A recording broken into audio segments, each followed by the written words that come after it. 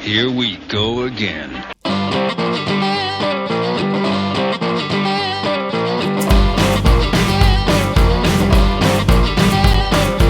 Hey guys. Hello, flesh slugs. On to part 2 of my Inhumanoids series on this channel. We took a look at the Sunbow animated series in part 1. For the remainder of the series, we'll be taking a look at the toy line by Hasbro, released in 1986. There was only one wave released. We're out of business. Although pictures of prototypes for the never-released second wave exist on the internet. It looks like we're on our own, guys. Today we're going to be starting with the heroes of the show, EarthCore. I remember seeing these at Toys R Us for the first time and thinking, why are their heads so small? They kinda looked ridiculous if you were a G.I. Joe collector, since their heads are the same size as vintage G.I. Joe figureheads. Since the rest of the bodies seemed disproportionate as well, they looked like super deformed before super deformed was a normal thing. You have to keep in mind that the reason their heads are so small is because the suits are huge. These things are designed to withstand the heat and hazards of traveling to the Earth's core. These suits are tough. So there must be a lot of armor and cooling systems within, along with other surveying gadgets. Considering these guys are researchers, in addition to ancient monster ass-kickers. Since they could withstand exposure to the core, they were naturally tough enough to survive underwater as well.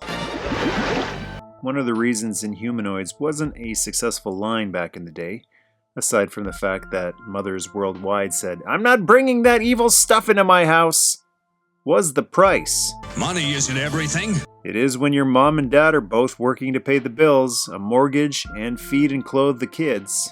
I scored a few cheaper toys as a kid, like G.I. Joe figures and Transformers mini-bots. But when it came to the more expensive Inhumanoids, the answer I usually got was, our funds have been cut. The EarthCore figures were the smallest of the Inhumanoids toys, and they still cost quite a bit more than a Joe. We need more money.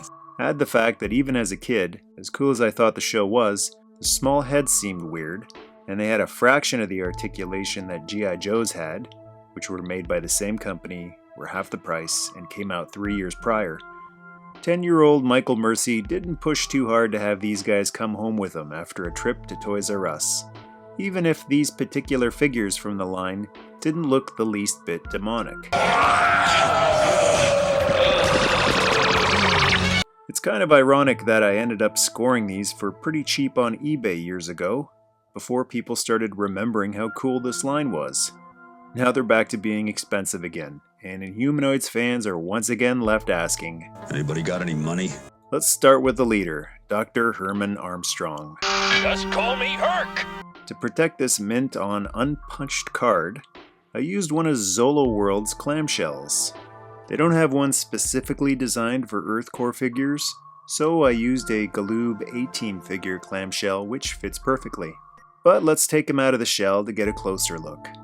The carded figures sealed on a bubble attached to a tall, narrow card, featuring the Inhumanoids logo, a description of the figure's special play feature, name, and faction. I'm HERC Armstrong of the EarthCore! The card front didn't feature custom character artwork, which again felt like a step down from Hasbro's other two golden geese, G.I. Joe and Transformers. The back does feature some character art though, but it's not as dynamic as Joe and Transformers packaging art. It's just a drawing of Herc's suit in a stationary pose. What is cool is the plethora of information included telling you what all the various gadgets on the suit do. In an attempt to bring some real-life education to would-be Earth's core explorers, the card states, the features described below are what a real exploration suit might have. First, there's the vision optimization plate. Adjusts to any light level from pitch black to blinding sunlight. Then there's the atmosphere regulator / air converter, which produces up to 1,000 square feet of breathable air. The titanium reinforced pneumatic joints allow HERC to lift 10 times his weight and jump over 50 feet. This gives EarthCore a fighting chance against the gigantic Inhumanoids, and kinda makes him seem like a superhero. Well, at least like Iron Man. The microwave image device automatically maps subterranean chambers and detects organic matter. The interchangeable arm implement can be used by any member of the core team. And the grappling hook and claw for pulling, grabbing, and repelling. Like G.I. Joe flag points and Transformers points, Inhumanoids toys featured Earth points. Too bad the line didn't last long enough to use them on anything though. And like G.I. Joe file cards and Transformers tech specs, the Earth core figures featured their own character bios, along with exploration suit specifications, since the suits were as important as the characters themselves. There are some differences between the bio and the show though. On the show, he's called Dr. Herman Armstrong, and his nickname is HERC. On the card, the name given is HERC Armstrong, with the code name of Hooker. That code name is never used on the show, they just call him HERC. His occupation is geologist, birthplace is Salina, Kansas, height is 6'1", weight is 195 pounds, eyes and hair are black. Interesting that they included more info on these cards than on the Joe file cards, like height, weight, and eye color, to really paint a picture of who this character is. The bio for HERC reads, "A renowned geologist, HERC Armstrong is filled with a burning desire to understand the world. He would do anything to gain new insights into the origin and structure of his planet. HERC doesn't like to take unnecessary chances, but he realizes that the only way to defeat the Inhumanoids is to act quickly. As founder of the Earth Core, he has been thrust into the mantle of leadership, pardon the pun, and forced to lead his friends into danger." Pretty standard stuff for a leader of a Hasbro team of heroes. He's not much different than Duke. Decisive, confident, no nonsense. A man with a plan. I have a plan. But like the other Earth Core members, he's got a sense of humor too. Just like the Ghostbusters. Even if you're the least funny member of the team, you're still pretty funny. And then there's the suit bio. Earth Core, suit up. It's 9 feet tall, weighs 475 pounds. So that explains why the heads look so small. These things are huge! The suit tech spec reads, HERC Armstrong's exploration suit is an electrically powered, computer-assisted exoskeleton, which has been tested to withstand a concussive force equal to 100 pounds of TNT. Fully insulated and pressure regulated, it is able to maintain a steady internal environment and withstand external temperature variations from 100 to 5,000 degrees Fahrenheit. Attached to the suit's right arm is a titanium steel hook, which can be fired up to 1,000 feet. The hook is permanently attached to the suit and can be retracted by a computer-operated winch. The suit is also equipped with lifts that can extend the height of the suit an additional 5 feet.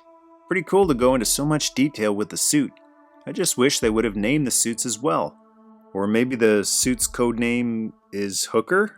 I don't believe it. I guess the term wasn't as widely recognized as meaning what it means back in '86. I mean, there was still a show called TJ Hooker, right? And HERC's figure does bear a bit of a resemblance to a certain Starfleet captain. Very funny.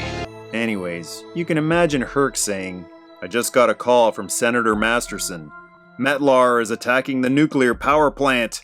Where's Hooker? Somebody get me Hooker!" On to the figure itself. Earth Core, suit up! Each of the Earth Core figures featured a unique color scheme of predominantly one color associated to the character, along with 2 accent colors.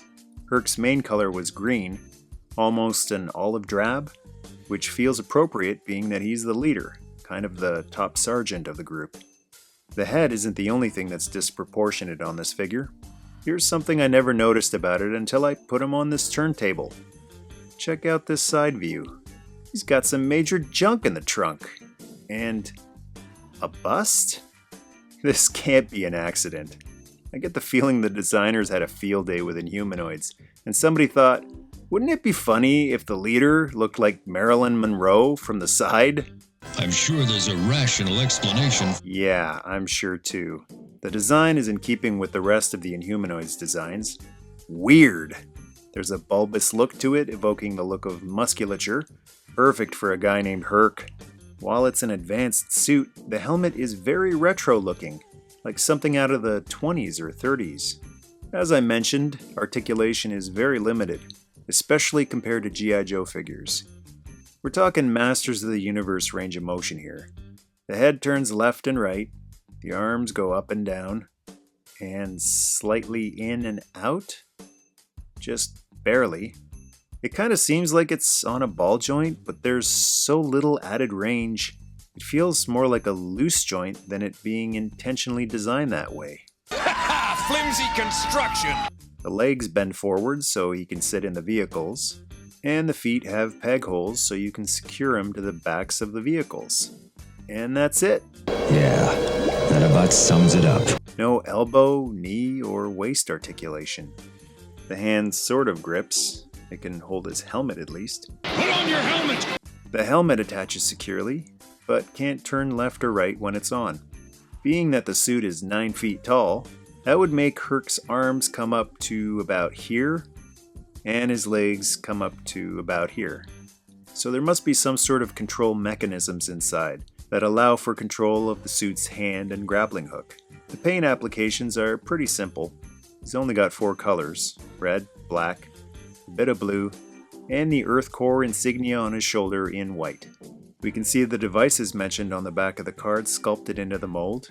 There's the vision optimization plate, the atmosphere regulator / air converter, the titanium reinforced pneumatic joints, the microwave imaging device, and the grappling hook and claw. As for gimmicks, there's 2 of them. The grappling hook extends out. Well, it's supposed to, but mine's tight, so I have to uncrank it first. And it can be wrapped back in by turning the crank. On the show, the claw was articulated and could grip objects, but it's just one solid piece on the figure. The hook had a long line that HERC could use Batman style to escape to safety in the show, but the line on the figure's hook is pretty short. I'm only gonna get one shot, and it's a long one. Grab on, we're going for a ride!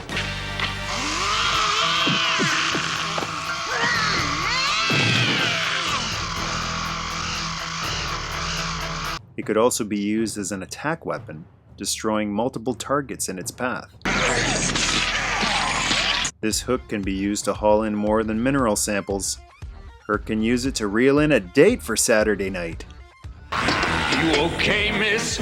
Who needs the whip when you've got the hook? Let's go. HERC. As mentioned on the file card, the hook can be removed and replaced with other Earth Core armaments, although they never swapped parts on the show. Unfortunately, that's all you'll be able to swap.